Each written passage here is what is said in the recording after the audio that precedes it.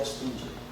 E aí, a única maneira local de eu descrever um objeto estendido é com um tensor de campo.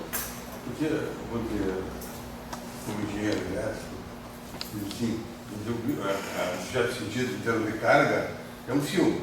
E a corrente. E a corrente está indo. Mas por quê? Porque você já está na cabeça do engenheiro, você também é engenheiro, não sabe? O que está na cabeça, você também é engenheiro, não? Não. Você não. Tem algum engenheiro está aqui também. Então, na cabeça do engenheiro, claro, e na cabeça do físico também, se você está com a ideia de que a partícula é pontiforme, então, claro, se a partícula é pontiforme, ela gera uma densidade. Se a partícula está em movimento, ela vai gerar uma corrente, que é a densidade de partícula vezes a velocidade, que é a equação de continuidade. Então, a corrente é um vetor, que é produzida pelo deslocamento da carga. Mas agora, se você tem um objeto que é estendido, esse objeto que é estendido, quando ele se deslocar, cada elemento de linha dele vai ter uma velocidade. Então, esse objeto aqui agora vai se deslocar, vai produzir uma corrente que não é um vetor. Mas deixa eu pegar o jogo de início. O dentro do objeto estendido nas cordas, eu tenho um objeto expandido que é mais fundamental que o pontual. E daí você vibra a corda e vai criando elétrons, etc. Né? Então, os pontuais que nos aparecem são em função desses estendidos. Mas, digamos, esse objeto estendido que eles falam é uma coisa assim meio mítica, vamos dizer assim. Não quer dizer que é um objeto estendido cheio de massa ou cheio de corda, é cheio de carga. Porque senão, se for cheio de carga, como está montando, subindo, você também deveria ter da gravitação do Einstein uma gravitação, um Gemini, mais uma outra coisa. Então, eu entendo, talvez pela ignorância, que nas cordas, quando a gente fala objeto estendido, você não está enchendo aquela corda de elementos físicos. Você está tirando da vibração daquelas cordas os elementos físicos. E daí, como é que essa é a descrição de uma corda fundamental, não é o que está acontecendo aqui. Esse objeto que está aqui para nós é como se a carga, ela tivesse, a carga está distribuída vamos dizer assim, carga está distribuída num objeto estendido. Mas não é que cada ponto desse objeto estendido tem uma carga. A carga está toda estendida, como se você tivesse uma pequena, um pequeno fio. Uma carga, um fiozinho, você está confundindo. Mas eu não estou dizendo que agora esse objeto vai vibrar e os modos normais de vibração desse objeto vão ser as partículas. Isso é uma outra visão. Essa é a visão da teoria de cordas. A gente tem então, o elétron, uma carga, um fiozinho de carga andando no espaço-tempo. Então, para a gente, fragmentos menores de engenharia elétrica, se tem uma carga andando no espaço-tempo, é corrente. É corrente elétrica. É uma corrente elétrica. Mas eu não estou dizendo, eu estou fazendo analogia com carga, mas eu não estou dizendo em nenhum momento que tem carga. Eu estou dizendo que eu tenho um objeto sem. Cadê a carga? Nós estamos no vácuo. Nós não temos carga, não temos constante de acoplamento, nós não temos nenhuma informação sobre qual é a entidade física que está gerando esses campos. Eu não botei nada do lado direito dessas equações. Vamos colocar agora. Onde é que está a matéria que gera essas equações? Se você chega aqui com as equações de Maxwell e me diz, aqui estão as equações de Maxwell no vácuo. Então aqui, vou agora colocar uma corrente. Eu tenho aqui essa corrente. E essa corrente aqui tem duas componentes. Eu tenho uma componente temporal e tem uma componente espacial. Vou chamar assim. Então a gente sabe a estrutura disso. Agora eu tenho esse objeto aqui.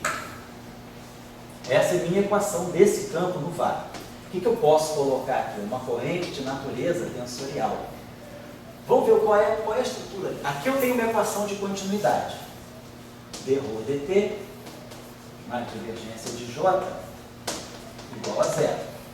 Então eu sei que essa carga está em movimento, né? E aí o aumento ou a diminuição de carga dentro de um certo volume vai depender do fluxo dessa corrente que está passando por esse volume. A questão aqui agora, eu tenho uma equação de continuidade aqui, também tenho.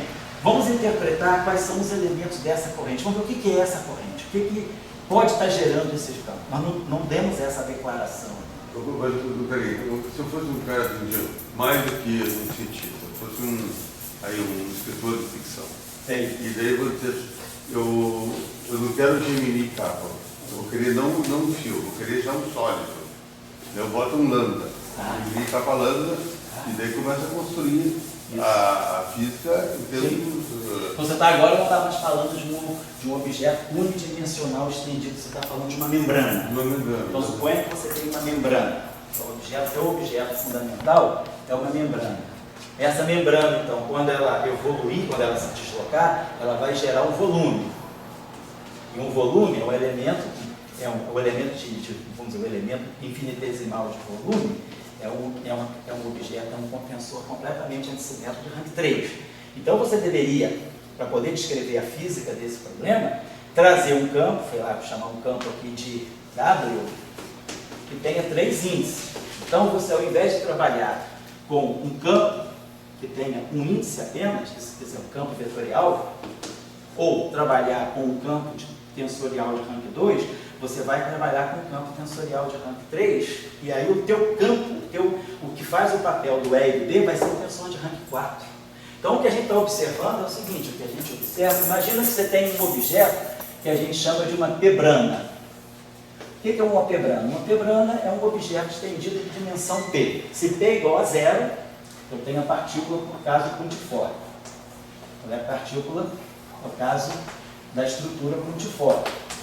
Se P é igual a 1, eu tenho um objeto estendido, tenho uma corda. Se P é igual a 2, eu tenho, vamos dizer assim, uma membrana. E assim vai. Então, P é uma P-brana. Então, eu tenho um objeto P-dimensional estendido. Esse objeto P-dimensional estendido, se ele se movimenta, ele vai gerar um objeto de dimensão P mais 1. Então, você imaginar uma partícula pontiforme, quando ela se desloca, ela gera uma corrente, que é unidimensional. Um objeto, uma linha, né, uma corda, quando ela se move, ela vai gerar uma superfície, um objeto bidimensional. Então, esse objeto aqui, esse P mais 1, é a estrutura daquilo que vai ser a corrente. Então, esse objeto só pode se acoplar. Então, esse objeto aqui vai ter P mais 1 índice. Se a partícula é pontiforme, o meu campo de intermediário da interação tem um índice. Se a partícula tem dimensão 1, como é o caso da corda, esse objeto aqui vai ter 2 índices. Se a partícula é bidimensional, ela vai gerar, é uma membrana, ela vai gerar um volume. Um volume é caracterizado por um elemento de superfície que tem rank 3. Então eu tiro a estrutura daquilo que é o potencial da interação. Agora, do potencial para o campo, eu tenho que tirar o rotacional. Então daqui a gente tira o F mini. O que é o F mini? O F mini, na verdade, é o rotacional de um vetor. O rotacional de um vetor é um tensor. Se eu agora, meu campo é um tensor, o meu análogo do F mini dele, eu estou chamando de G mini de APA, vai ser o rotacional de um tensor. O rotacional de um tensor é um tensor também, só que tem um rank 3. Aqui, se eu for tirar agora, vou chamar isso aqui de H, mi, capa lambda, eu vou tirar o rotacional de um objeto de rank 3. Vai ser um objeto de rank 4. Então, as minhas equações de Maxwell para esses objetos, elas vão estar aqui. Então, eu vou ter, é aqui que eu olho as equações de Maxwell. Tipo Maxwell, né? Que seriam as equações de Maxwell. No caso vetorial, no caso da partícula pontiforme, a gente cai aqui.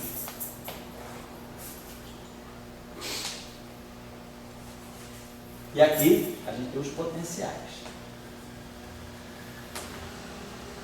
E aqui a gente tem, vamos dizer assim, aquilo que a gente chamaria das cargas. Então, mais ou menos, a gente faria esse quadro de correspondência. Então, eu estou olhando as equações tipo Maxwell para esse objeto agora. Mas vamos entender, então, agora, cada objeto desse, por invariância de Lorentz, vai ter que se acoplar com uma corrente da mesma categoria. Eu só posso formar uma energia escalar, uma densidade de energia que é um escalar, se eu acoplar esse cara a um vetor. Ou se eu acoplar esse potencial aqui a um outro, a um tensor. A corrente agora é tensorial. Ou no terceiro caso, se eu acoplar esse potencial aqui a uma corrente de natureza dinâmica 3. Agora, a pergunta é, qual é o conteúdo físico dessa corrente, qual é o conteúdo físico dessa corrente e o dessa? Todas essas correntes satisfazem equações de continuidade. Então, aqui eu tenho dmi jmi igual a zero, caso de Maxwell. Aqui nós temos dmi jmin igual a zero. E aqui nós temos dmi jmi kappa igual a zero. Então, opa, tudo bem, importante. Então é agora que nós vamos analisar a estrutura das correntes, o que pode estar por trás disso. O que é essa estrutura que fica clara para a gente? A equação de continuidade que sai daqui é derivada temporal da carga mais a divergência da corrente igual a zero. Então fica claro, a gente tem uma estrutura clara, tipo, a gente tem uma densidade e um vetor. Vamos dizer, uma densidade, uma distribuição de cargas e uma densidade de corrente.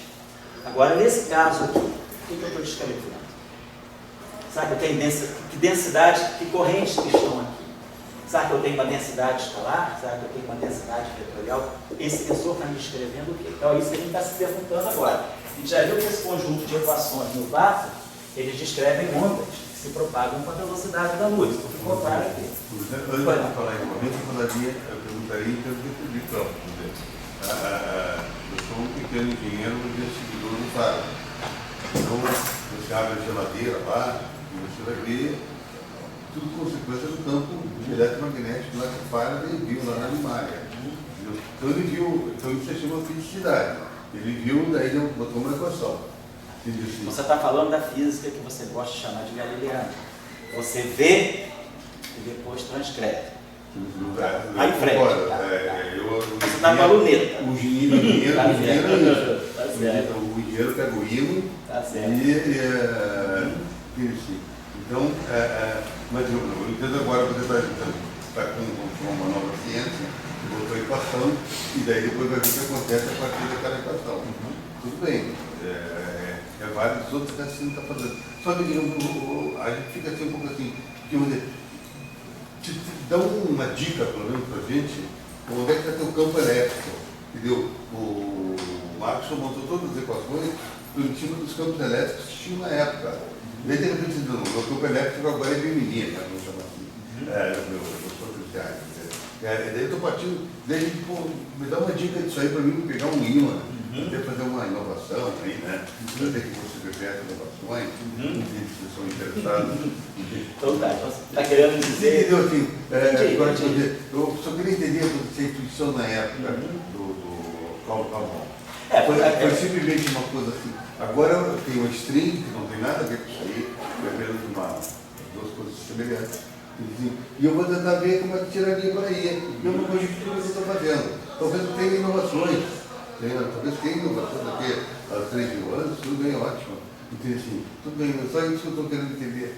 Porque essa coisa ficou, a gente ali na aula para aprender, né? A gente ficou assim, você ficou meio vago no ar, e nunca sei o que deu desse Paulo Calmon aqui. Você via 2 aulas atrás? Às vezes eu chego atrás. Então pode ter sido isso. Mas eu não estou me furtando a responder, não. Eu estou apenas dizendo o seguinte: qual é a motivação? Claro, eu não gosto de deixar nada sem uma construção cronológica. A gente tem que se colocar e ver qual é o contexto para fazer aquela proposta.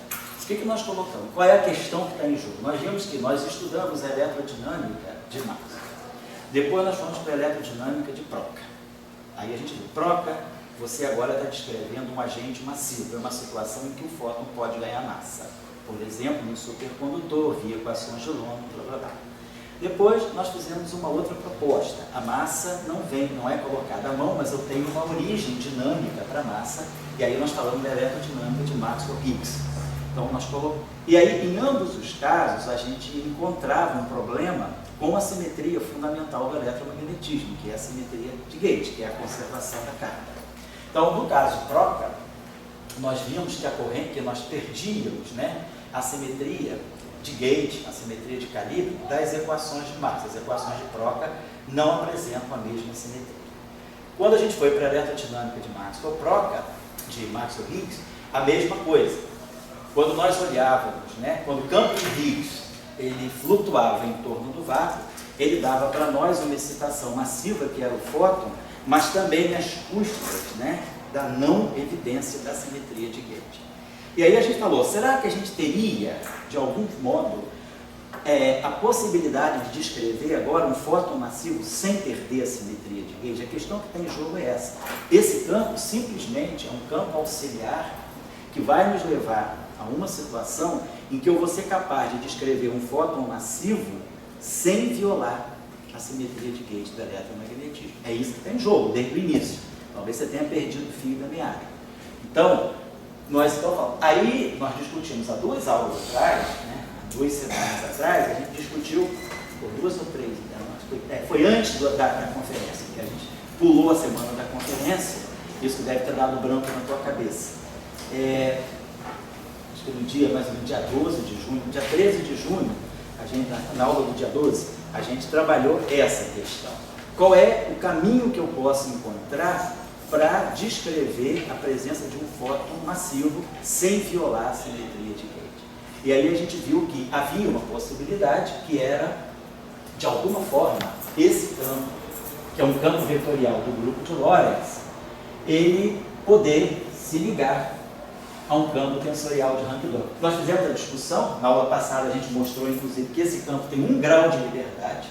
Então nós mostramos na aula passada que essas equações aqui, na verdade, se a gente olhar as equações, pegar uma configuração de onda plana aqui, a gente mostrou, por exemplo, que o campo elétrico, né, por exemplo, que sai daqui, a gente fazendo aqui a expansão em ondas planas, a gente mostrava basicamente que ômega vezes, né, o campo é igual ao kappa vezes o campo magnético, vou colocar assim.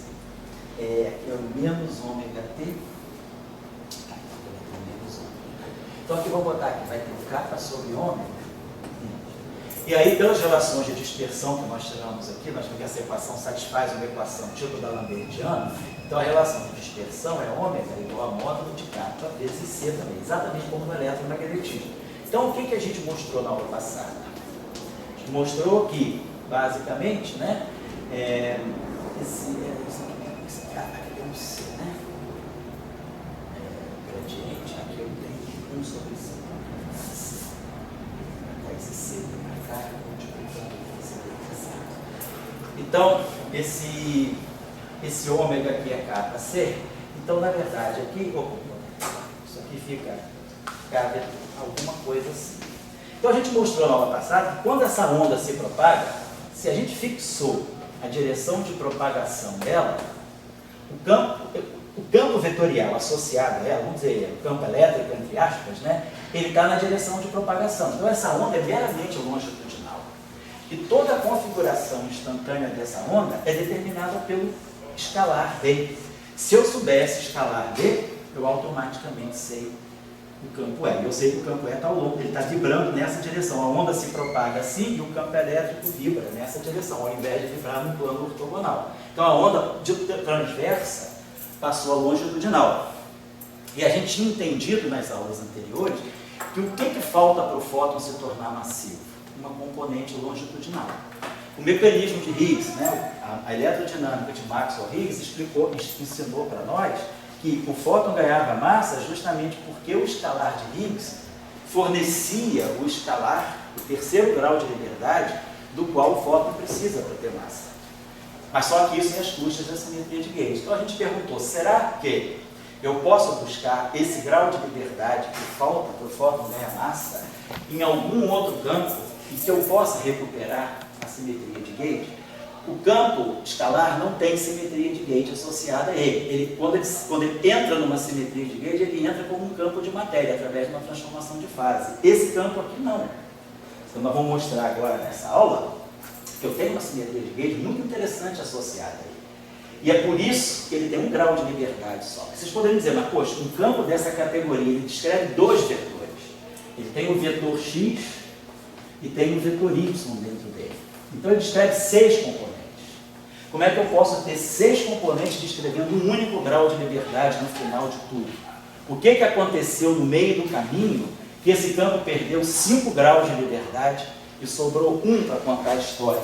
Quem chega lá no final da cadeia toda é só esse campo aqui. Então, depois de tudo isso, aqui Essas equações, na verdade, me descrevem a propagação, é como se fosse um objeto escalar, um campo escalar.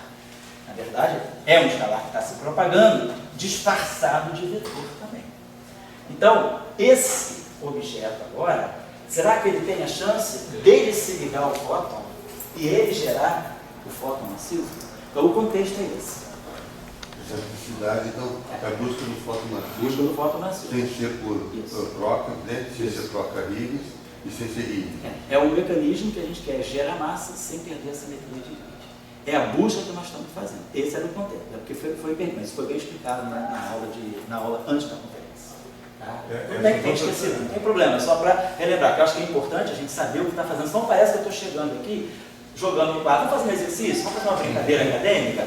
Tem campo de ranking, eu vou botar um de ranking 2, esse quadro. Não, por que não faz? Vamos fazer um ranking de 4. Vamos fazer uma brincadeira de eletromagnetismo de ranking 4. Então, a física não é essa loteria, né? Então, a gente tem que ter uma motivação para isso. O que está em jogo aqui, então, deixando claro para quem perdeu o fio da meada, o que está em jogo aqui, no fundo, é a busca de uma formulação invariante de Grade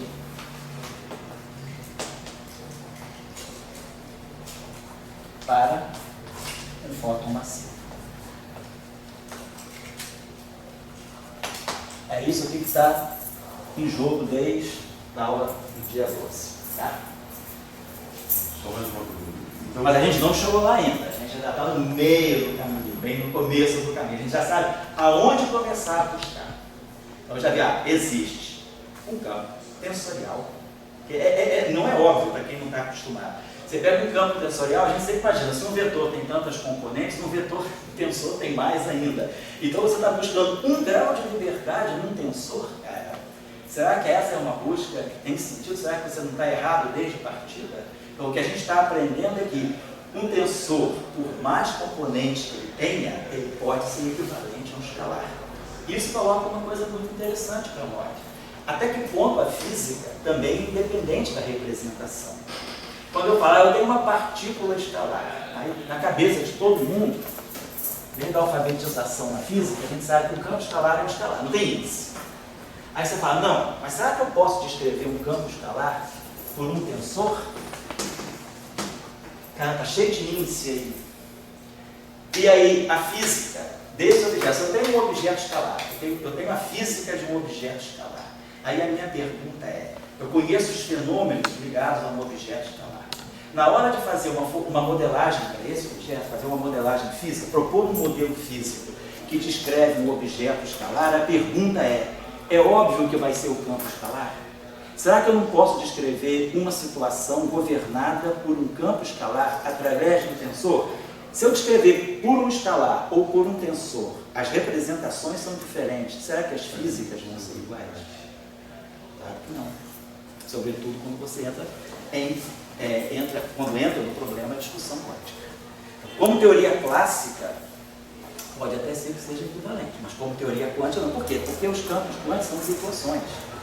Se você flutua um escalar, você está flutuando só um grau de liberdade, mas se você flutua vários, você agora tem a flutuação de várias componentes, esse campo escalar, esse campo tensorial, quando ele está flutuando, ele deixa de satisfazer essas equações. Se essas equações não são mais válidas, isso aqui já não é mais verdade. Então, esse campo tensorial, ele só descreve um escalar porque ele está sujeito a essas equações. Mas se eu abrir mão dessas equações do campo, ele vai ter mais componentes, ele vai descrever mais graus de liberdade. E aí, é isso que acontece na teoria quântica. Na teoria quântica, o campo não é determinado pelas equações de movimento, ele é uma flutuação solta. E aí o campo flutua, o campo não satisfaz isso, então isso aqui perde. Então, numa teoria quântica, você descrever uma partícula escalar por um escalar, ou descrever uma partícula escalar por um tensor, pode fazer uma boa diferença. Daí isso está em jogo. Então, a gente já entendeu, não estou fazendo teoria quântica, tudo para nós aqui é clássico. Então, a gente está buscando um campo que possa se acoplar ao fóton e que vai dar massa para o fóton sem quebrar a simetria de Gauge. E aí, o que a gente entendeu lá na aula de 3 semanas atrás foi que o primeiro lugar que eu devo procurar é esse. Esse campo aqui, apesar de ter 2 índices, apesar de ter um field strength de rank 3, e apesar de ter uma equação, vamos dizer assim, aparentemente um pouco mais elevada, mais componentes, eles querem escalar. Está em jogo no final do dia. Essa que é a mensagem que está saindo. E é esse escalar que, de repente, vai entrar no fóton para dar ao fóton a massa que eu estou buscando sem quebrar a simetria de gauge. Por quê? Porque esse campo também tem a simetria de gauge dele. Então, quando ele chega no fóton, ele traz uma simetria que o escalar de Higgs não traz. O campo escalar não tem uma simetria de gauge associada. É como se você estivesse fazendo um outro caminho. Fazendo um outro caminho diferente, exato. Para tentar garantir, porque com a simetria de gauge É fundamental. É isso que eu quero. Tá certa a questão, qual é? O jogo é isso. Agora, só mais uma coisa.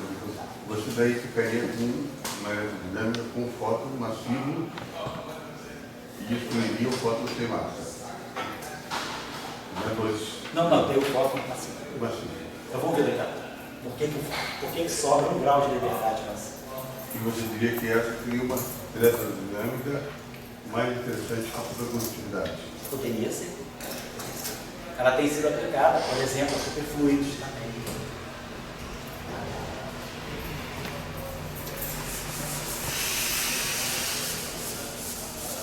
Então tá colocado o problema, né? Todo mundo sabe o que a gente está fazendo, né? Estamos fazendo pirueta por fora, né? Essa outra teoria que se mostrou aqueles FG, né? Aqueles, como é que se chama? Não? Por field strength? Não, aquelas anteriores, esse tipo de logaritmo. As não lineares. Não lineares. Essas aí, sempre falta sem massa. Essa aí foi a massa. Então, deixa eu fazer uma coisa aqui, deixa eu pensar aqui para onde que eu vou. Tá bom? Fazer o seguinte, o que é mais interessante a gente fazer? Vamos fazer o seguinte, vamos estudar a estrutura da corrente, depois a gente vai falar da simetria de vento. Então, se agora, deixa eu apagar isso aqui, vou apagar isso aqui, deixar isso aqui. Se nós agora introduzirmos a corrente, porque a gente sabe que essa aqui é a equação é a identidade de Bianchi, nós mostramos na aula passada que essa equação ela é uma identidade, ela independe de ter fonte, de estar no vácuo ou não, ela está sempre válida, ela saía daqui. Nós mostramos na aula passada que aquele G satisfaz a essa condição aqui. É automático, dmi, G, mi, K, lambda, menos dmi, G, K, lambda, mi, mais K, G, lambda, mi, menos lambda, G, mi, K, igual a zero. Isso aqui é uma decorrência imediata daquela relação do rotacional. Isso aqui é o rotacional de um tensor.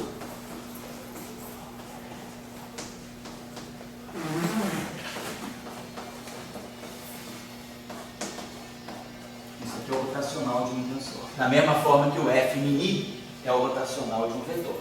Então, desse rotacional, dessa expressão, se eu coloco aquela expressão nessa equação aqui, ela fica zero igual a zero, é uma identidade. Então é isso que nós chamamos da identidade de Bianchi. Isso aqui é o análogo, no caso de Maxwell, essa equação aqui é análoga dessa equação aqui.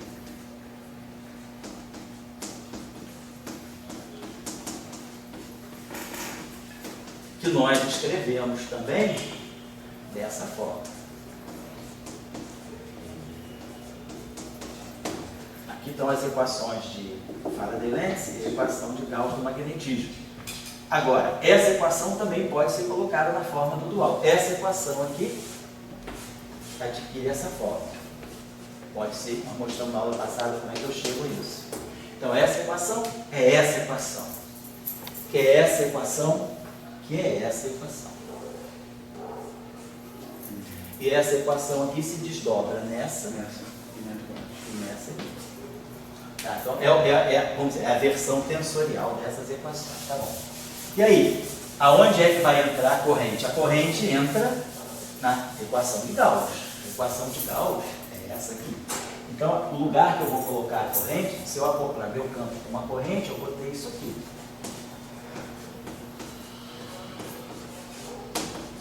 Então, a minha corrente é uma corrente de rank 2, tão antissimétrica quanto o próprio campo. E aí, claro, dessa equação aqui, eu vejo que tem uma equação de continuidade. Se eu tirar uma derivada dni aqui, fica dni, isso aqui é antissimétrico, isso aqui é simétrico da zero, então eu tenho essa equação de conservação. Então, essa equação aqui, essa corrente aqui, é conservada. Agora, vamos ver as componentes dessa corrente. Essa corrente, então, é uma corrente tensorial, antissimétrica. Então, ela vai poder ter um índice temporal, um índice espacial, ou vai poder ter os dois índices espaciais. Então, se esse índice aqui eu posso associar, vamos dizer que eu chamo, isso aqui é um vetor. No espaço de Minkowski, eu posso passar esse índice aqui para baixo. Digamos que eu associe essa, como eu fiz aqui. Já apaguei já. Mas vamos dizer que a gente associe isso aqui a uma corrente. Vamos lá, essa corrente aqui vai ser uma corrente vetorial J. Então, a minha corrente vetorial J está associada a essa componente aqui. E depois eu tenho as minhas componentes espaciais. J e J em cima é a mesma coisa que J e J embaixo. E aí nós sabemos, isso aqui é um tensor aximétrico de rank 2, no espaço euclidiano eu posso escrever isso através de um dual. Então eu posso escrever isso aqui como sendo epsilon e J kappa, sei lá, uma corrente, vamos dizer, J maiúsculo kappa. Então, na verdade, essa corrente aqui, ela na verdade, ela é um par de duas correntes, uma corrente vetorial e uma outra corrente vetorial.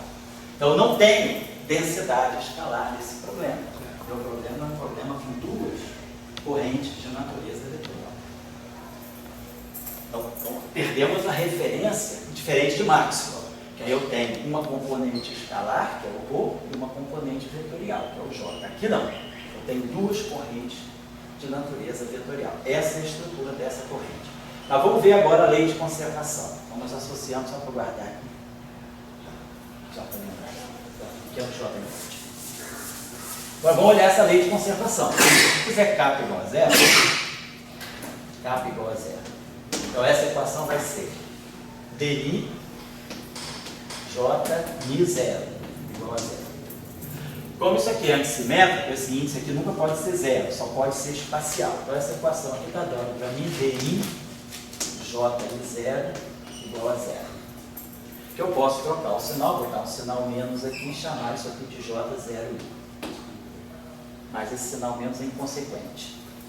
Agora, J0I é a corrente J pequeno. Isso aqui nada mais é do que a divergência de J.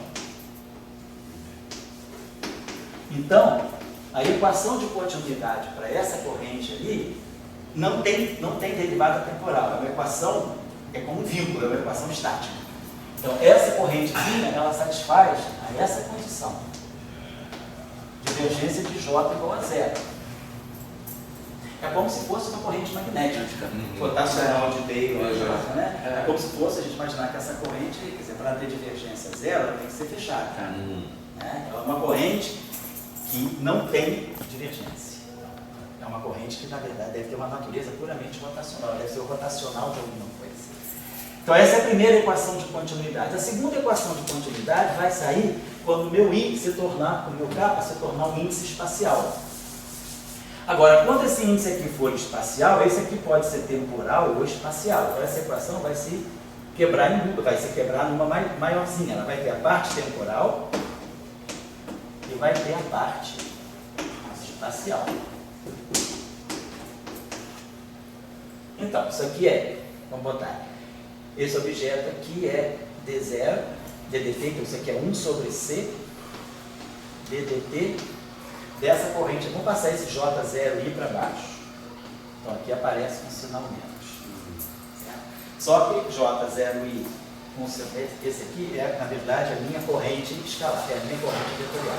Então isso aqui é a minha corrente euclidiana, componente I. Vamos trazer esses dois índices aqui para baixo, J e I. Por dualidade, isso aqui é epsilon, J e kappa, J kappa. Isso aqui é epsilon, J e kappa, J kappa, igual a zero. Então, isso aqui vai ser J, trocar esse aqui de sinal, passa esse aqui com um sinal menos, e a gente troca o I com o J. Então, isso aqui, ó, é a componente I do rotacional de J. Isso aqui é, quando eu relaxar isso aqui, botar isso aqui, fica rotacional igual a menos rotacional de J igual a zero. Então essa é a segunda equação de continuidade. Então eu tenho duas equações de continuidade. Eu tenho divergência de J igual a zero e tenho que o rotacional dessa corrente é o DDT dessa corrente. Então a equação de continuidade agora envolve duas correntes diferentes, não é mais a densidade como a corrente. E aí eu estou observando essa corrente aqui, então, é uma corrente que tem uma natureza fechada e essa corrente que está saindo aqui, então se eu quero interpretar isso aqui, pegar, a gente pode fazer uma integral aqui de superfície, a integral de superfície, quer dizer, a circulação dessa corrente aqui é proporcional ao fluxo, a derivada temporal do fluxo dessa corrente aqui. Então, essas são as duas equações de continuidade. Então, essa corrente aqui ela tem um papel assim, de uma corrente fechada, para quem rotação de divergência zero, e essa corrente J aqui, ela satisfaz a essa equação. Quer dizer, porque a variação temporal dessa corrente vai provocar essa corrente. Então, isso é o que está em jogo, nessas duas, né, por trás dessa corrente. Qual é o agente, qual é a estrutura física que pode gerar esse tipo de corrente? Então é isso que está por trás desse objeto. Deixa eu apagar aqui. Isso que está por trás desse objeto estendido. Pois não, pode falar. Então, eu posso interpretar como tendo realmente duas correntes. São duas correntes. A J minúscula Também é circular. Isso. E a J grande que depende Isso. da J Não, minúscula. quer dizer, aquela corrente vai ganhar rotacional, ou seja, ela vai ganhar uma circulação. Em função da J grande. Se o problema for meramente estático, eu teria, se o problema é estacionário, isso aqui é zero, aí essa corrente aqui tem rotacional zero, então ela deve ser um gradiente de alguma coisa, uma corrente de linhas abertas, e essa corrente aqui tem divergência zero. Então essa corrente é longitudinal, essa corrente aqui é transversa, e essa corrente aqui é longitudinal. Ela tem rotacional zero, então ela deve ser um gradiente de alguma coisa, então ela deve ser uma corrente longitudinal. Essa corrente aqui tem divergência zero, então ela deve ser o rotacional de alguma coisa. Se ela é um rotacional, ela é uma corrente transversa. Então eu tenho uma corrente transversa e uma corrente longitudinal. Então esse objeto aqui só vai aparecer se essa corrente vai variando no tempo. Então meu problema estático, ele revelaria duas correntes dessa forma. Ao passo que aqui não. Essa corrente aqui, ela só vai ter circulação no ondula, ela só vai apresentar agora uma parte transversa, quer dizer, o que ela ganha de transverso é a derivada temporal. Isso aí é tudo década de 70. Isso aí é década de 70. Tem um estudante de iniciação, se você quiser, se estiver interessado, alguém estiver interessado, tem um estudante de iniciação científica que ele fez a monografia dele de iniciação científica em cima dessa eletrodinâmica, e aí ele pôde estudar, mais cuidado, dedicou um capítulozinho só as correntes, transformação de Lorentz dessas correntes, como é que essas correntes mudam de acordo com o referencial, se alguém estiver mais interessado, tá? Bom, então, deixa eu apagar isso aqui, então colocando as correntes, então aqui, vamos voltar aqui então, quando a gente escreveu então isso aqui, dmi, só para ver que corrente entra onde? dmi j k igual a j k. Então, quando a gente pegou aquela primeira equação lá, a gente pegou a derivada temporal aqui. Quando a gente pegou a derivada temporal aqui, como a gente fez na aula passada, isso aqui é mi, zero. Isso aqui então vai ser, estou pegando uma componente temporal e uma componente espacial. Mi é temporal, kappa é espacial. Mi é temporal, kappa é espacial. Então, isso aqui deu para a gente exatamente essa equação. E a corrente que está saindo aqui é a corrente J. Então aqui, aquela corrente que tem divergência zero, porque de fato, se eu tirar a divergência daqui, divergência do rotacional é zero, e a divergência de J tem que ser zero para a equação de continuidade. Pode ser que tenha um sinal mais ou menos aqui, não me lembro, aí vocês têm que corrigir.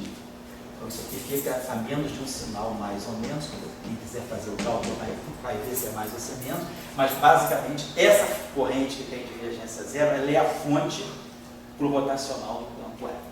Essa equação aqui é a equação que não tem fonte, e essa equação aqui vai ser a equação quando tudo for espacial. Quando eu pegar os dois índices espaciais, aqui a gente pegar IJ, ou essa corrente aqui for IJ. Então aqui, se isso aqui é IJ, então eu vou poder ter D0, G0 e J, D capa, G capa e J. E isso aqui é epsilon e J capa, J capa. E aí a gente viu que essa equação aqui, ela dá divergência, isso aqui vai me dar o gradiente, isso aqui é um epsilon J capa B, então isso aqui vai me dar o gradiente de B, isso aqui vai me dar esse termo aqui, que é a corrente de deslocamento, sai daqui, e aqui vai me dar a corrente J. Então essa equação aqui, a equação com fonte, essa equação que vai ganhar a fonte, parece aqui,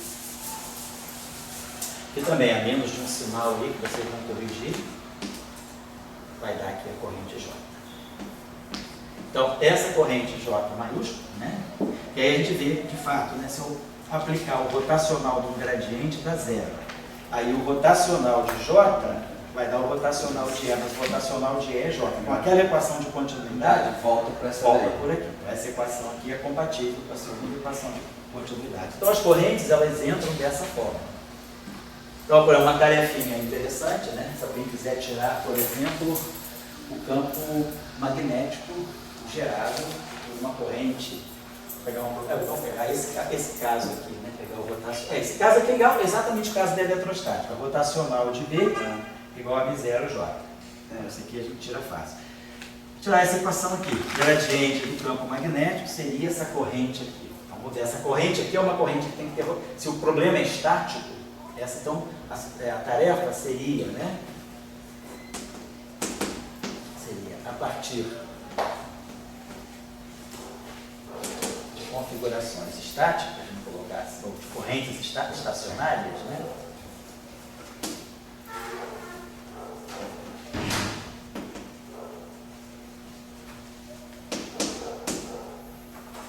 Trabalhar as configurações de campo.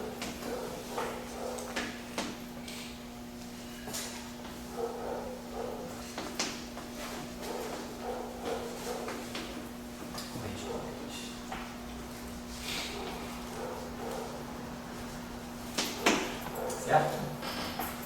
E aí a pergunta, alguém falou de monopólio magnético, acho que foi você, né?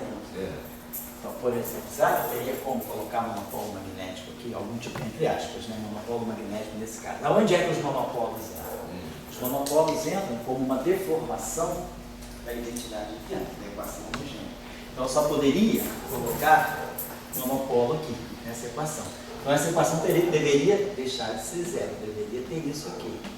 GTI igual, sei lá, uma fonte sigma. Isso aqui violaria a identidade de Bianchi. Mas se você mudar aquilo ali, você mudaria Eu tenho que- o rotacional de E, você mudaria Eu tenho que reajustar as equações. E aí, vocês podem, se a gente pega um caso estático, por exemplo, teria divergente de E. Mas se o problema é estático, aqui eu tenho rotacional de X. Então, divergência de E é igual a divergência do rotacional, deveria ser zero. Mas agora eu teria, aqui, eu estaria diante de um campo X, eu tenho essa propriedade aqui, divergência do rotacional de X é igual a sigma, é diferente de zero. Então, se um campo vetorial, se a divergência do rotacional de um campo vetorial é diferente de zero, o que significa isso aqui? Isso aqui significa o seguinte, o que é a divergência? Isso aqui é dI da componente I desse objeto aqui, que é epsilon I, J capa, dj, x capa. Isso aqui tem que ser diferente de zero. Ou seja, epsilon e J capa, vamos colocar assim, epsilon I, J capa, DI, dj, x capa é diferente de zero. Mas isso aqui é antissimétrico. Se isso aqui é antissimétrico, eu posso pegar a parte antissimétrica disso aqui, que é o meio do comutador.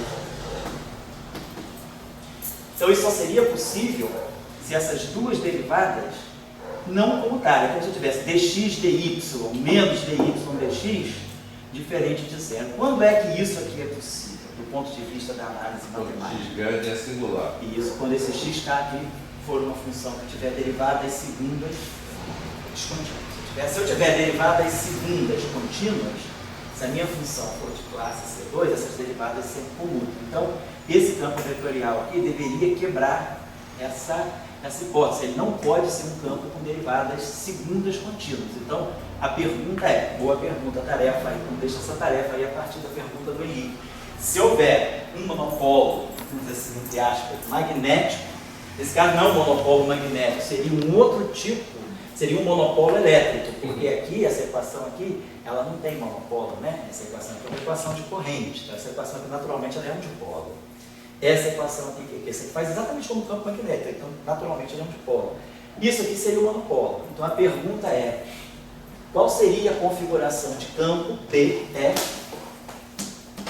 gerada por um monopolo? Teria essa. Então, qual seria? O campo é gerado por um monopolo. Então, pergunta. Então, fica como tarefa essa questão. Você que está estudando monopolo pode abordar essa questão. Então, determinar a estrutura de um monopolo elétrico, vamos dizer assim, estático nessa. E aqui a tarefa seria pegar uma corrente estacionária aqui, uma corrente estacionária aqui, o problema se desacopla, tem um problema eletrostático aqui, um problema magnetostático aqui, resolve, tudo bem. E aí agora o problema do monopolo magnético. Então eu fico com essas tarefas aí só para exercitar esse trabalhinho aí com esses. O que significa para você um monopolo feito de campos? Um monopolo feito de campos? O monopolo vem da identidade biárica. Certo. A identidade biárica do lado esquerdo é campos.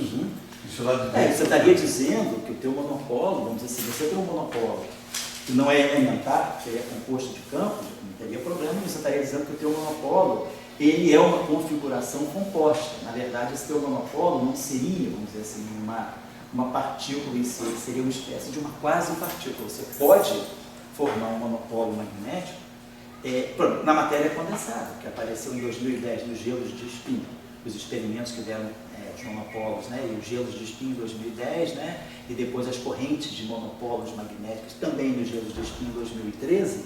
Esses monopolos que estão ali são objetos compostos, não são excitações, são aquilo que eles chamam de excitações coletivas. Então você pode formar um monopolo a partir de campo, só que esse monopolo não é uma partícula elementar. Ele não tem a categoria de um elétron, de um fônon. Gelos de spin, spin ices. Essas são as estruturas da matéria condensada que mostraram a existência de monopólios. 2010 eles apareceram. E 2013 tem não aqui na cabeça, mas tem no meu Dropbox. Em 2013 apareceram as correntes, pela primeira vez se mediu o fluxo de monopolos magnéticos dentro desses gelos de spin.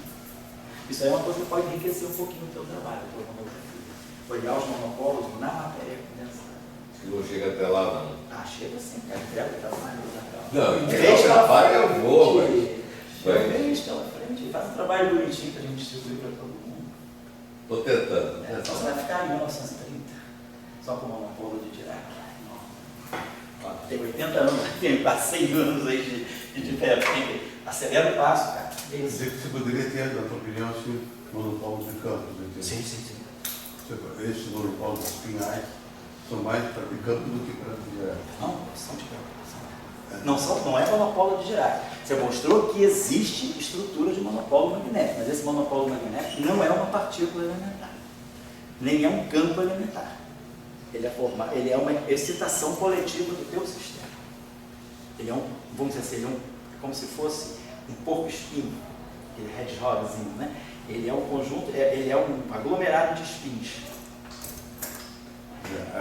Se você tivesse, por exemplo, você tem do lado esquerdo de Mi e feminino, na equação de Bianchi. E do lado direito. Repetiu o mínimo, né, Bianchi? Vamos dizer, você tem. Bianchi, né? Eletromagnetismo tradicional de Marx. Você tem dele Mi e feminino. Isso aqui é zero. Não, tudo bem. Rigorosamente. Isso aí você vai. Não, agora eu vou colocar eu vou violar essa identidade. Você bota aqui a chamada corrente magnética. Vamos chamar de K. Corrente magnética Vi. Porque você violou a identidade de Bianchi. Porque você introduziu o monopólio. Dirac fez isso. Agora, se essa corrente magnética fosse, vou dizer, um Mi vezes um F-Mi, igual a Mi.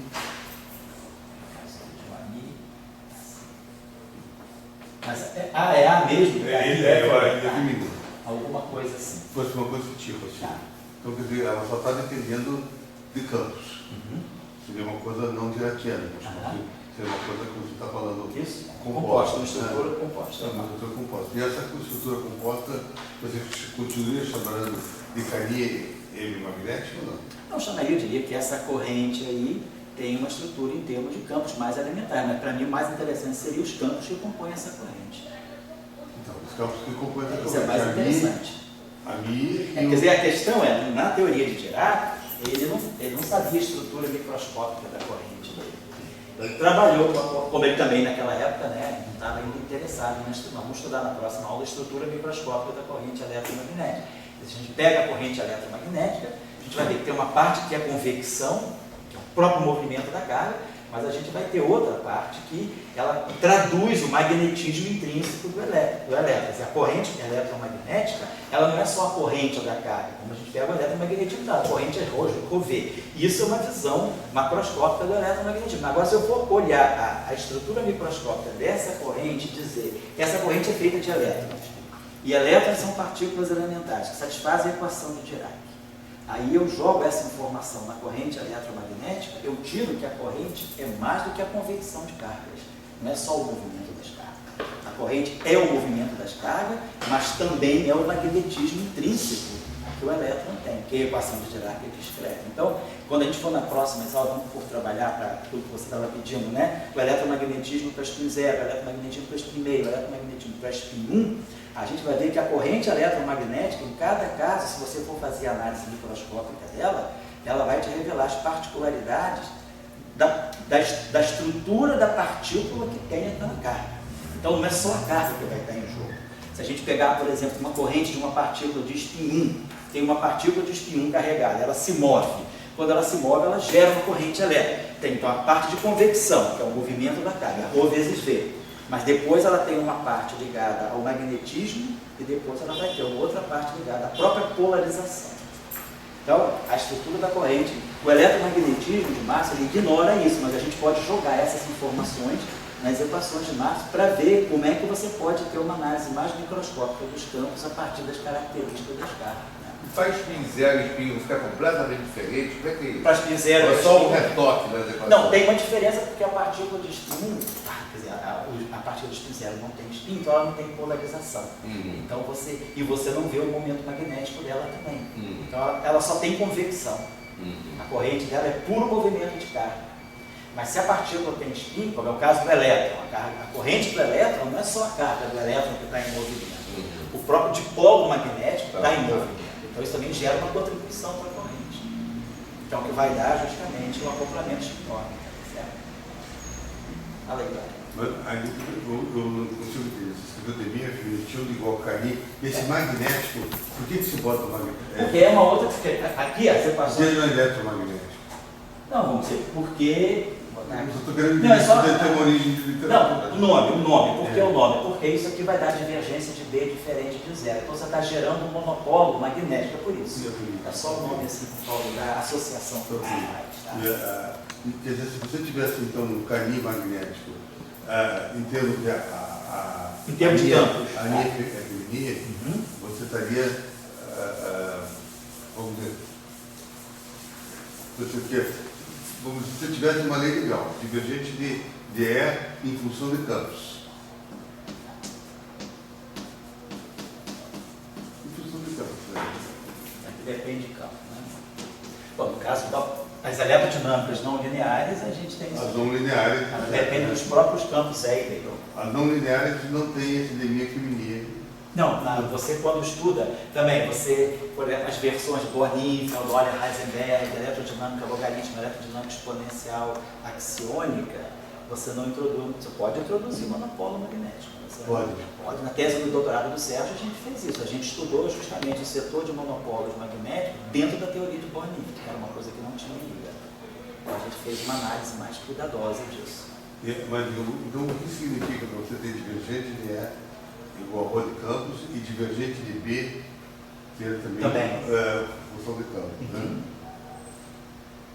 Significaria que você está diante de uma eletrodinâmica não linear. Você está diante de uma eletrodinâmica não linear. Mas diga também, o divergente de E em função de campos é mais ou menos uma coisa assim. É mais esperado, mais óbvio. Assim, divergente de B fere um pouco essa história do Faraday, vamos chamar assim, né? Isso. Quem estudou isso foram Toff e Poliaco, independentemente, em papers diferentes. Eles calcularam isso, mostraram que a divergência de B ela vai estar ligada, vamos dizer assim, a uma densidade de carga magnética. E essa densidade de carga magnética é a função de campos, Higgs. Ah, é? Campo de Higgs. Então, esse campo do Higgs. É, também que campo, né? Quer dizer, eles mostraram que a densidade, o que dá o monopolo magnético, na verdade, é uma estruturação do campo de Higgs. Então, esses são chamados de monopolos de Toff e Poliaco. Você não precisa introduzir. Você não precisa me entregar tudo isso. Você me entrega agora o que você fez, depois você vai trabalhando nisso. Tá, Não, bem. cara. Fica sendo um projeto de vida. Projeto de fim de noite, né? Quando não tem nada para fazer, faz isso. Né? Às vezes a gente faz umas coisas boas assim, né? Ah, sobrou tempo, passa um pouquinho. Sobrou tempo, daí é 2 anos, quando você vê, você tem pronto, feitinho. Bela coisa assim. Eu às vezes faço isso também. Vai fazer aquele programinha de fim de noite, né? Você perde o sono, vai lá, faz, né? Não tem nada para fazer, vai lá. O chamado paper de fim de noite também, né? Você está com um paper de fim de noite, trabalha com o orientador dele, mas aqui no curso ele está buscando uma ideia original, então está fazendo um programa, uma saideira, né? Do curso de elétrica, né? Fala aí, cara. O que mais? A gente quando você trabalha com mais campos, você tem esse monopólio de sem ser de Higgs, né? Claro. Sem ser campo de Higgs, né? E sempre fica, quer dizer, uma coisa é obter formalmente, Certo. outra coisa é fazer uma leitura. Quando você tem um mundo não linear, que mostra, o divergente de E igual a ρ, está mais ou menos o mundo não linear está ligado a Faraday. Isso. O divergente de B, se escreve de zero, não está ligado assim Isso. a Faraday. E daí é muito mais delicado você interpretar isso aí. Onde estaria isso aí? Daí você disse que tem espinhais. Isso, espinhais. Eu vou te dar as referências.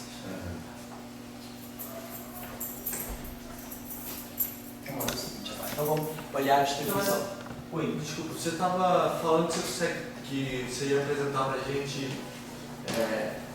eletromagnetismo de espinhos diferentes, certo? Tá ali, é a segunda parte que é a agenda que está ali. Não sei, como eu sempre coloco o último item, eu nunca chego lá, né? Só quando o Dória não está aí. Quando o Dória não está aí, o que é bom, não vou criticando não. Se o Dória não estivesse aqui, certamente eu faria isso aqui hoje. Mas como o Dória está aqui, eu já sei que isso aqui fica comprometido. É que todo engenheiro elétrico Isso, não, vai fica muito bom. devagar. Quando você não está na aula, fica muito monótono.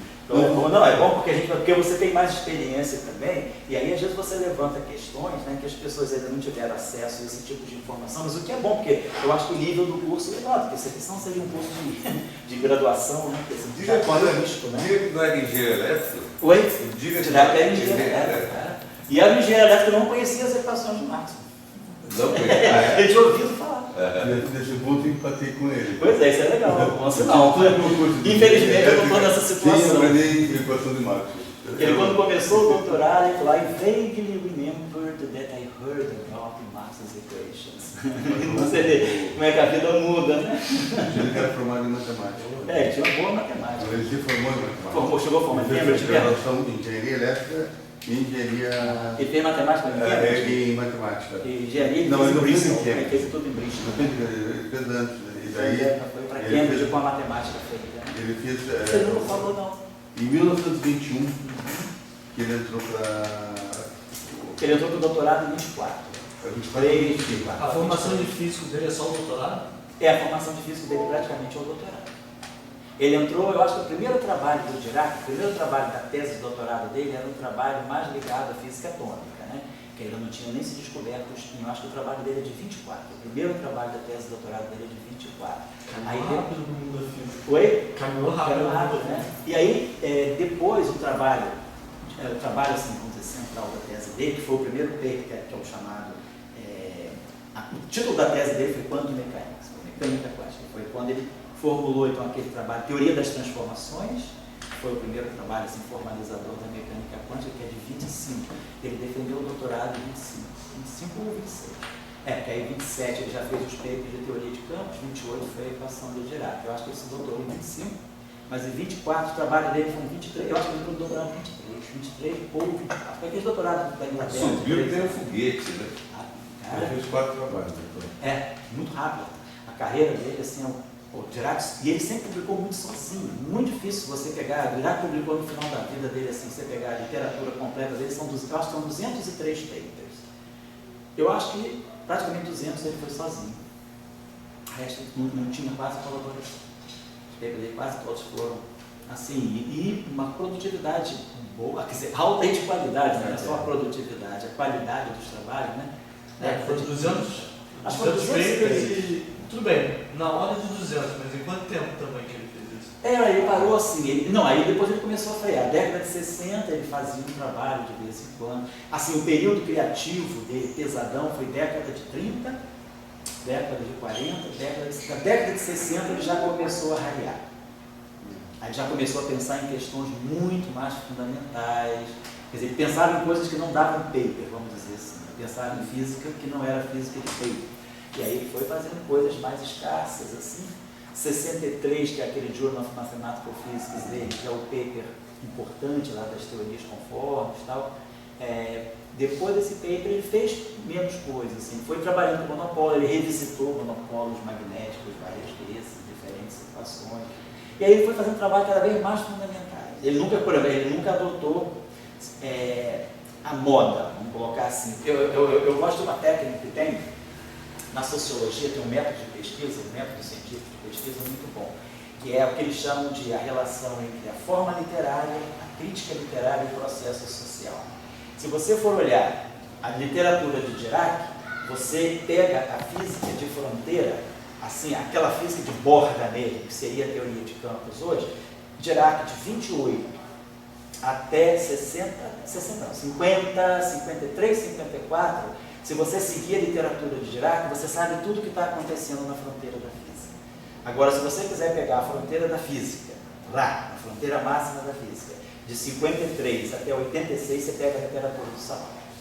Eu acho que nessas 3 décadas, de 50 a 80, ninguém apontou mais as físicas de fronteira do que ele, não que ele tenha criado tudo, óbvio, mas que ele era um seguidor também. Mas a literatura de Salanca, se você pegar às vezes um autor, você consegue entender todo o contexto da física, da nossa área, altas energias, teoria de campos, partículas. Eu acho que eu diria o seguinte: Dirac de 27 até 55 é o cara. Salan de 53 até 85 é o cara. De 85 para cá, eu não diria que é o item. O item pegou algumas coisas, mas aí eu acho que a física se abriu muito. Você não encontra uma pessoa que você fala, eu vou seguir o processo literário dessa pessoa e vou compreender. Já faz muita coisa, já colabora. A física experimental se especializou muito, a fenomenologia, teoria, física matemática entrou mais pesada. Então, a partir da década de 80, eu acho mais difícil você indicar um autor que tenha sido assim. Se você lê a literatura desse cara, você acompanha a física de ponta. Isso eu acho que morreu com o Salan. O fio de Ariadne, chama assim, né? Ficou muito múltiplo para você puxar. Porque se você pegar o Dirac que eles falando, ele tem um ponto comum. Ele estava puxando a simetria. A simetria que foi mais ou menos assim, a ânima. Entende? Você não pode dizer que o item, ele puxou a simetria. Ele levou aquele fio da Ariadne, assim, ele jogou uma outra jogada, que foi objeto cendido. E essa jogada foi, né? Contra as coisas que muito fala, né? Mas ele não levou a simetria em frente. É como a gente vê, como o Anderson. Eu acho né? que mais do que se fosse fazer um pouco depois do Salan, eu diria o Weinberg. O Weinberg também, sem dúvida. O Weinberg também é um autor muito bom para isso, mas eu acho que ele ficou bem mais restrito do que o Salan em termos de amplitude. Se você pegar a literatura de Weinberg, você perde certas coisas que foram muito fronteira numa época. Com a literatura de Salan. Salan era muito oportunista nesse caso. Aonde a bala passava, ele tentava marcar gol. Ele não perdia tempo. puxava da memória. Então, isso ajuda você a localizar uma área. Por exemplo, eu acho que o Weinberg, se você for olhar um pouco o aspecto, porque o Salão não fosse só na teoria de campo, o Salão, como você falou, ele ficou muito na simetria. Então, ele entrou muito mais pesado na supersimetria, o Weinberg demorou ages para adotar a supersimetria. O Salão criou praticamente, né? A formulação do superespaço dele, com traços de... Então, o Salão pegava as ideias na hora, ele percebia o negócio e entrava. Então, eu acho que o Weinberg fez algumas coisas em muito mais profundidade do que o Salão, porque justamente o Salão, ele ficava um pouco às vezes na superfície, porque ele estava interessado em tudo. O Weinberg focou mais em algumas coisas. Então, eu acho que o Weinberg pode ser... E agora, na matéria condensada, a gente tem, por exemplo, o Anderson. Eu acho que o Anderson também, se você fizer uma leitura da matéria condensada, pegar a literatura do Anderson, isso ajuda muito. Eu acho que isso é uma maneira boa também de você olhar a física, né? O Anderson dos anos 50? Anos 50, 60, 70. Anos 80 já estava mais assim, dando opiniões. Já não estava mais criando tanto. Ele era mais vamos dizer, um referir do que um próprio criador, do que um maker, né, vamos dizer assim. Eu acho que, mas é bom a gente identificar esses autores. Eu acho que isso é uma coisa bacana que os sociólogos aprendem com o meu filho. Esse método chama a relação entre a forma literária, a crítica literária e o processo social. Quer dizer, os sociólogos usam muito isso para compreender, né, a evolução do conceito de sociedade, as ideias em si. Então, eles pegam certos autores, Florestan Fernandes e outros. E aí eu pensei na física, aí eu comecei a identificar. Quando meu filho me explicou isso aí, como é que funcionava, né?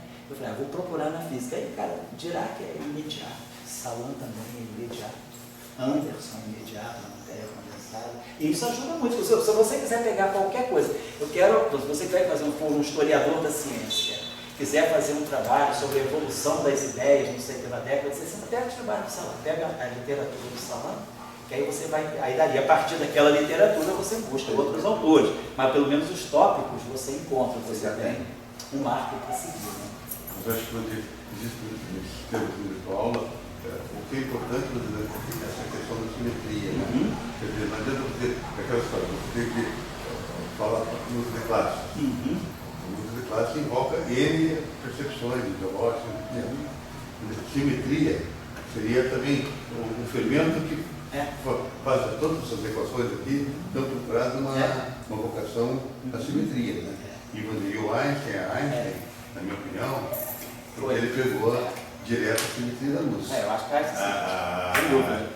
você pega só uma coisa da digressão, assim, as equações de Maxwell, elas davam duas coisas, a carga elétrica e a simetria da luz.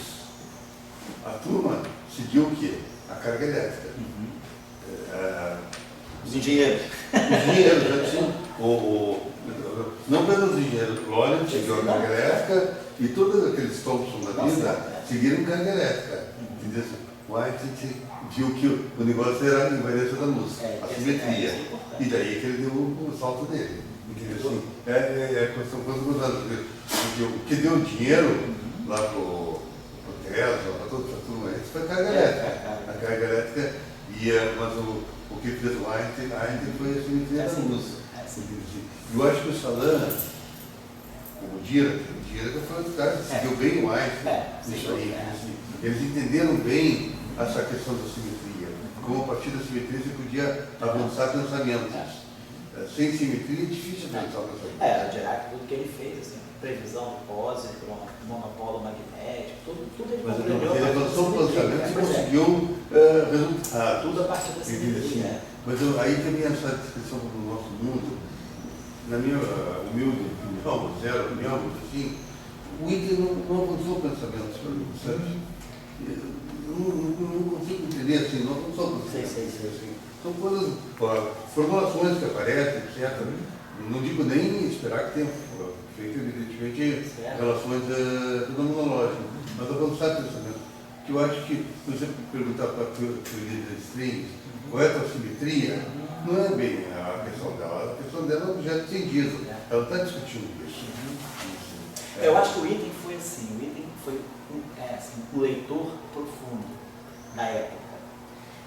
Ele, por exemplo, ele fez uma... Eu acho que o Item, assim, diferentemente disso, como Salin e Dirac, que foram pela simetria, o Item foi pela transcrição matemática dos avanços da física. Então ele configurou bem essa categoria dos físicos matemáticos, né?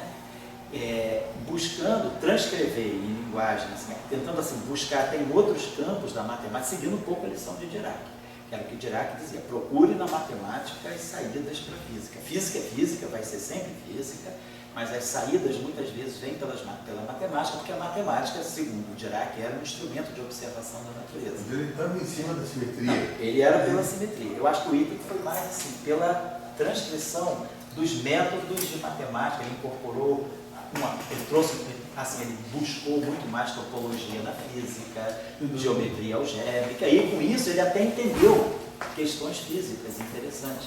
Porque às vezes você formulando uma teoria física com a matemática correta, com a matemática adequada para aquele sistema que você está descrevendo, você vê muito mais características daquele sistema. Para você olhar para as equações de Maxwell de forma compacta, dmi f min igual a zero, dmi f min. Você vê muito mais simetria do que se você imagina se você pegasse as equações de Maxwell, ddx, gx, mais ddy, dx, mais dz, dz igual a ρ. Aí você pega rotacional de L, dx é y menos dy é menos 1 sobre c dbz dt. Aí abre a equação do rotacional em 3, abre outra equação, você fica com um conjunto 3, 6, de 11 equações, né, 2 de divergência e 2 de rotacional.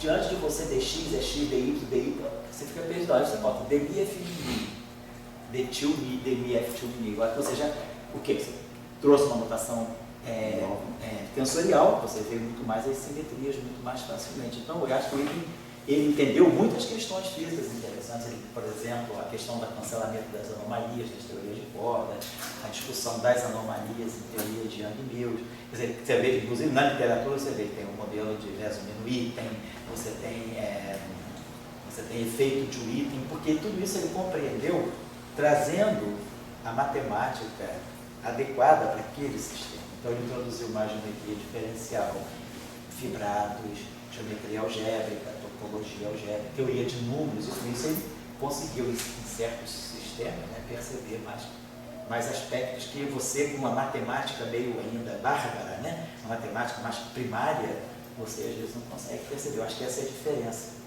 Não sei se você, a física está mais numa matemática bárbara e uma simetria dos anjos, ou... Eu acho que a simetria para mim é mais importante. Eu acho que, pelo menos assim, me baseio um pouco no aprendizado lá da escola de Trieste, que era um pouco essa, quer dizer, a gente já vem um pouco moldado com isso, mas eu diria que, se a gente olhar a história, né, das grandes previsões da física, da nossa área, elas vieram todas dessa forma, né? Uma simetria requintada, às vezes, descrita por uma matemática meio bárbara. Young-Mills, né, o paper de Young-Mills lá, Young-Mills só conseguiu formalizar aquilo, botar de uma forma matemática mais bonita só na década de 60, 65, 66, com aquele aluno dele, o Wu, porque de 54, né, que é o paper, até 65 você trabalhava de uma forma ainda meio primária. Você só conseguiu dar uma interpretação de fibrados para a teoria de Gauge na década de 60, 65, traz a geometria diferencial para as teorias de Young-Mills, então, mas a descoberta veio pela simetria. Você sabe que o Einstein, quando me colocou no XMI, sei, quadro vetor. o quadro vetor, disse, agora que estou começando a já não entender mais nada. Já se perdeu no XMI, né? Mas a ideia dele era fantástica, né? Quer dizer, às vezes é isso, às vezes a simetria, você tem o conceito da simetria, mas você não tem o ferramental matemático adequado. Mas eu acho que tudo, se você for olhar, os quarks foram previstos teoricamente pela simetria. Tudo. Positron foi previsto o nêutron não. O nêutron foi uma sacação experimental do Rutherford. Mas a primeira partícula prevista foi o positron, vamos dizer, monopolo magnético. Depois os mesons pi, previsão teórica. Aí você vai para a década de 60, você vem neutrinos, previsão teórica. Aí você vai para a década de 60, você vê a fenomenologia e você entra com o conceito de simetria. Aí você prevê os quarks, Gell-Mann, né? Gell-Mann e Niemann e o outro russo lá. Aí você, então, prevê os quarks. Aí em 64, Cabibbo e Heliópolis, Miami, eles preveem o quark puxar, já 10 anos antes da descoberta. Aí, 64, baseado na simetria, previsão do bóson de Higgs. Aí você chega no início da década de 70, previsão do quark top e do quark bóson, baseado na violação de CP. Então, simetria CP e o bóson e o quark top só foi descoberto, 23 anos depois. Então, na nossa área, todas as descobertas vieram por causa da simetria. Não teve nenhuma delas que não tenha... Acho que as únicas 3 partículas, as únicas 2 partículas que não foram previstas em uma argumentação pesada de simetria foram com mais ou menos. Porque os muons foram descobertos em 35 e experimentalmente. Então não havia previsão da existência dos muons. Tanto é que quando os muons apareceram, no primeiro momento as pessoas pensaram que eram os mesos-pi. O pessoal pensou que fosse meso-pi, né? Depois viram que o spin não era. Mas era Caicó, né? Então, mas o resto, cara, foi tudo previsão, basicamente previsão teórica. A previsão dos quartos, a previsão também das correntes neutras, das interações fracas, né, que foram descobertas em 73, mas a previsão teórica das correntes neutras também. Então, tudo baseado em argumentação de simetria. Mas você diria, então, já que você gosta de sociologia, que a Sociologia das partículas, né? que a crise da época está na falta de simetria. Eles falam que nós precisamos descobrir uma nova simetria. Eu acho que tem 2 crises, na minha opinião, né? Assim, olhando um pouquinho, né? Não sou nenhum filósofo da ciência, mas assim, analisando, na minha opinião está faltando uma coisa muito importante, é uma nova constante fundamental da natureza.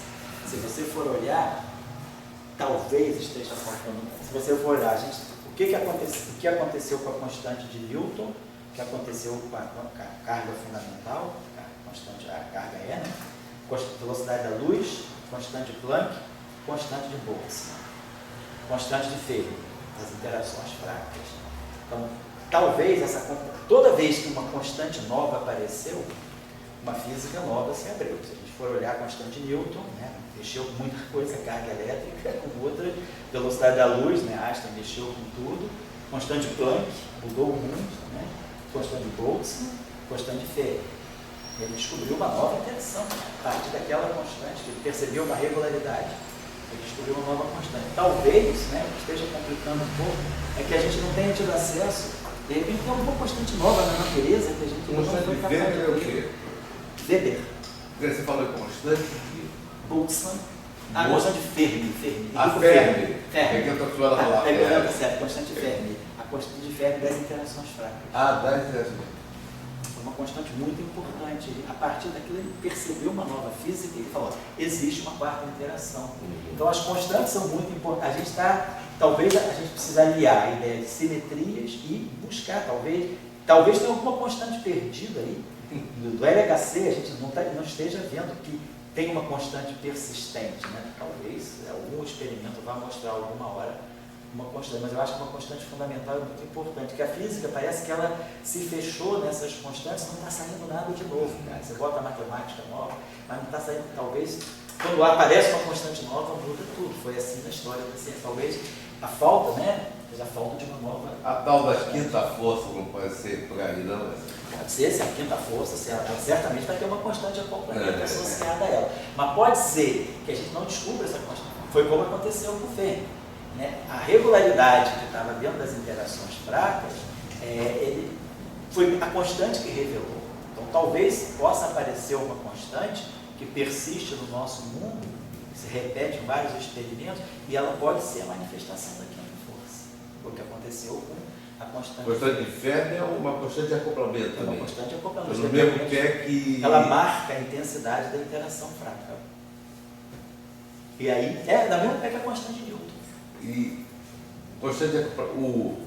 Esquecendo o nome. Constante de acoplamento eletromagnético.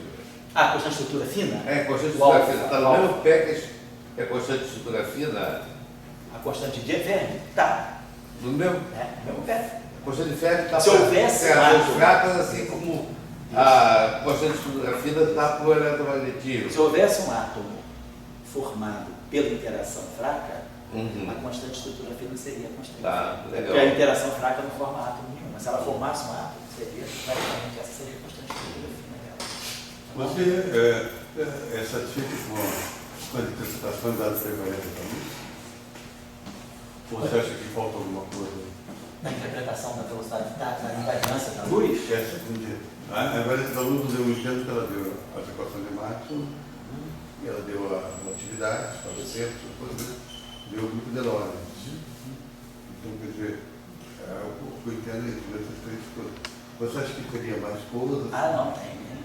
Se você olhar, eu acho que é importantíssima a nossa, quer dizer, a partida não é uma coisa tão primária, assim, primária não, primordial, como você está falando, mas eu acho que a estrutura de causalidade do espaço-tempo, a questão causal e a estrutura de cone de luz que a gente tem no espaço-tempo ligada à velocidade da luz, quer dizer, a velocidade da luz ela define, que a gente não vê, mas ela define uma geometria de cones de luz, isso aí abre um caminho para você entender uma série de coisas. Inclusive, talvez, entender o que o Descartes fez no paper de 63, que é entender que o nosso espaço-tempo, ele não é um espaço-tempo que existe por si só. A gente vive numa fronteira de um espaço-tempo mais amplo. Eu acho que a velocidade da luz ela pode estar revelando isso para a gente pode fazer essa leitura a partir da velocidade da luz. Se vocês quiserem, a gente pode fazer um seminário sobre isso. Posso mostrar como é que a coisa pode funcionar. As primeiras aulas do curso de supersimetria, eu vou fazer assim. Eu não introduzo supersimetria, ferro posso. Eu introduzo supersimetria olhando a relatividade especial. Você vai ler na estrutura de cone de luz do espaço-tempo que tem uma simetria a mais do que Lorentz, a mais do que Poincaré, a mais do que dilatação, a mais do que Weyl, a mais do que conforme. Tem uma simetria escondida por trás do cone de luz, que é a supersimetria. E aí a gente entende como a luz, na verdade, a luz te leva à supersimetria. Eu gosto de introduzir a supersimetria por aí, que ela fica mais física a discussão. Bom, vamos lá. Vamos tirar a tensor de energia maior. Vamos lembrar o que a gente fez para Maxwell. Para Maxwell, a gente fez isso aqui. Como se ele esteja no vácuo. A gente pegava essa equação, já que a energia ela é quadrática no campo, eu tenho que formar uma equação de continuidade, a gente multiplicava essa equação por isso aqui, desenvolvia o lado esquerdo e tirava a distribuição de energia e momento no campo de Maxwell. Aqui a gente tem a mesma coisa. O tensor de Rank 3 faz o papel do campo de Maxwell. Então a gente pode pegar essa equação aqui, escrever assim, dmi, gmi, mi kappa.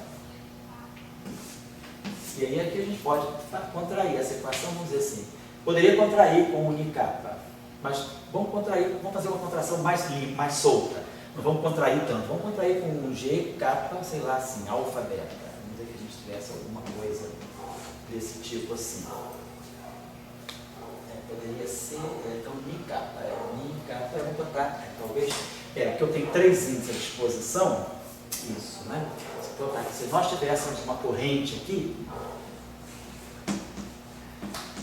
como a gente fez com o Maxwell, quando a gente tem F' aqui, igual a J', a gente contrai justamente essa equação com esse índice aqui, Mi, e aqui pode ser um índice K.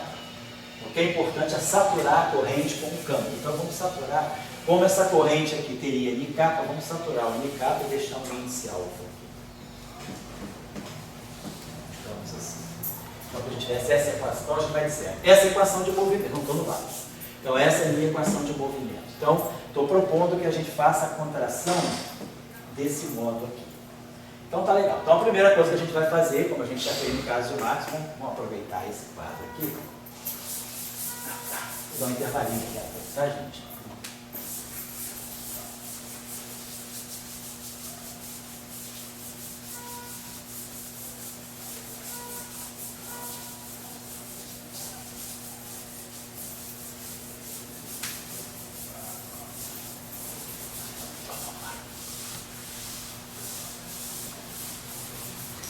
Só uma avisazinha. A palavra universo, quer dizer, ela quer dizer uma simetria. Não, é o verso assim, no sentido, mas digamos. Uni, né? Alguma coisa unificada. Só para combinar com vocês o seguinte, né? Eu vou estar dando aula essa sexta-feira, hoje, né? Semana que vem. Dia 15, tá? Eu vou terminar as aulas dia 22, tá? Mas